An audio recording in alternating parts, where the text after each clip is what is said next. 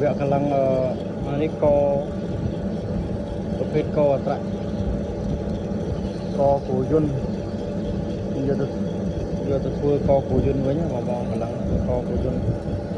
កម្លាំងខាងមកខាងហើយមកខាងនេះទៀត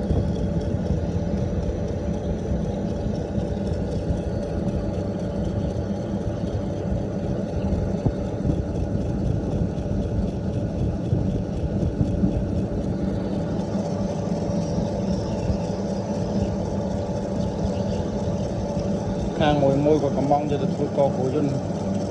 ទទួលកម្លាំងនៃគាត់ចឹងបងស្រាប់បងនៅត្រូវការឲ្យយកមកកម្លាំងនេះអាចធានាតម្លៃក្រោមទីផ្សារជូនចង់យកឲ្យវាយវ៉ាន់ឲ្យមកកម្លាំងឲ្យបាន